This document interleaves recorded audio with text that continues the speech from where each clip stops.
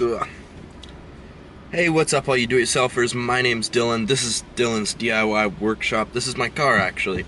And I just have a few moments that I can sit here and do nothing, so I figured I'd just record the video so I didn't have to do it later. This video is going to be talking about wood toxicity versus wood allergy. And I think it's really important to be aware that you could be very allergic to wood. So the video that was going to come out, and it was going to be before Halloween, was the pumpkin pipe video. Basically, this pipe was made of Padauk, so it was orange, and then the mouthpiece is going to be dark brown. It's going to be dark walnut. So this pipe was never going to be functional because Padauk is toxic to smoke out of, but not toxic to work with, and sometimes the dust is an irritant. A long time ago, I started working with Padauk, got a lot of the dust up in the air, fine particles, and I started coughing, and I couldn't get the feeling out of my lungs.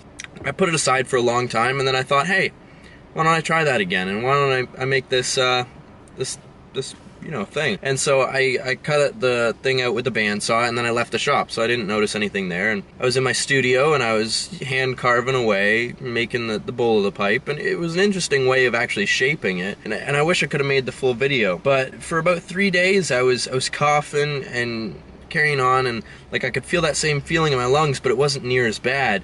And then I was sitting there, it's like, why do I feel like crap? And oh, maybe it's that. And so I realized that it was the Padauk that I was actually allergic to. So I cleaned up all the dust right away, put the pipe in a bag, and then threw the rest of the Padauk out the door, like outside. It's outside. The main thing here is, if that happens to you, if you're having trouble breathing, that's a really bad thing, and you don't get more accustomed to the wood, and you don't, get hardened to it. You get more susceptible to it.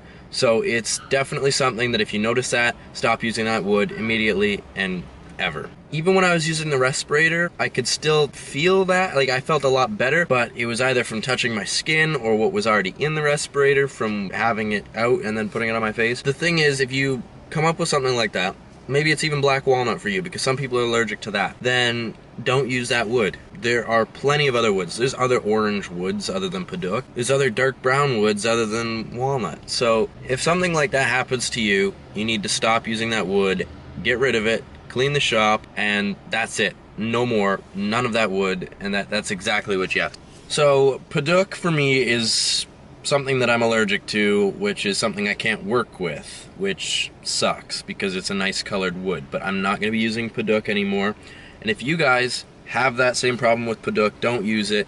If you guys have that same problem with walnut, stop using it. I just want you guys to keep that in mind. If you're feeling ill because you're working in the shop and you don't know what it's from, it could be because you're using a new kind of wood, and that's not something you want to mess around with because you can have allergic reactions all the way from irritable skin to having troubles breathing to anaphylactic shock, which is you'll probably die from if you don't have an adrenaline needle with you.